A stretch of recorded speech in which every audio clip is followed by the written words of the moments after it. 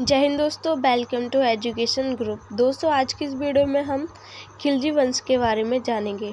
खिलजी वंश जो 1290 ईस्वी से 1320 ईस्वी तक चला, और इसमें भी हम जलालुद्दीन फिरोज खिलजी के बारे में पढ़ेंगे जो 1290 से 1296 ईस्वी तक शासक बना। खिलजी वंश के संस्थापक जो थे जलालुद्दीन फिरोज खिलजी थे।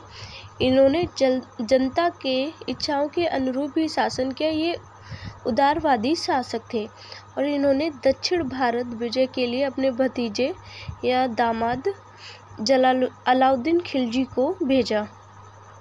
अलाउद्दीन खिलजी जलालुद्दीन का भतीजा भी था और दामाद भी था। उसने दक्षिण भारत को जीतकर वहां से अत्यधिक धन लूटा। अलाउद्दीन खिलजी ने दक्षिण भारत को जीतकर अत्यधिक धन लूटा, और जब अलाउद्दीन से धन का हिसाब मांगा तो उसने जलालुद्दीन की हत्या कर दी। जलालुद्दीन खिलजी ने जब धन का हिसाब मांगा तो अलाउद्दीन खिलजी ने जलालुद्दीन की हत्या कर दी। अब नेक्स्ट हम पढ़ेंगे अलाउद्दीन खिलजी के बारे में। ये 1296 से 1316 ईस्वी तक शासक बना और इसके बचपन का नाम था अली गुरसब। इसने सिकंदर की भांति विश्व विजय का अभियान चलाया, अतः इसे द्वितीय सिकंदर या सिकंदर सानी कहते हैं। इसने खलीफा के पद को मान्यता दी और यह एक नया धर्म चलाना चाहता था, किंतु उलेमा यानी कि विद्वान मौलाना के कहने पर इसने यह निर्णय बदल दिया और इसने कुतुब मीनार के प्रतिद्वंदी मीनार के रूप में अलाई मीनार बनवाना प्रारंभ किया, परंतु वह बहुत छोटा बन पाया। और इसने कुब्बतुल इस्लाम मस्जिद के प्रवेश द्वार के रूप में अलाई दरबार नामक गेट बनवाया। नेक्स्ट पॉइंट हमारा, इसने मूल्य नियंत्रण के लिए बाजार प्रणाली को लाया और सार्वजनिक वितरण प्रणाली को लागू किया। अलाउद्दीन खिलजी मूल्य नियंत्रण के लिए बाजार प्रणाली को लाया और सार्वजनिक वितरण प्रणाली को लागू किया। नेक्स्ट पॉइंट है, अलाउद्दीन खिलजी ने घोड़ों की पहचान के लिए घोड़ा दागने की परंपरा लागू की। अगला पॉइंट है, इसने शासक बनने के बाद 4 घोषणाएं की।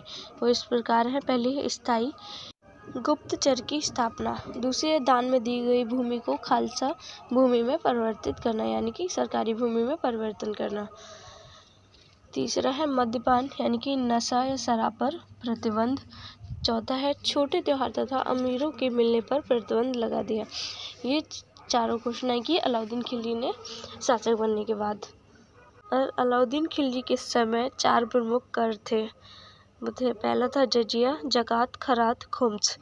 इसमें सबसे पहले देखेंगे जजिया। जजिया जो था यह गैर मुसलमानों से लिया जाता था, और जकात यह मुसलमानों की आय पर लिया जाता था।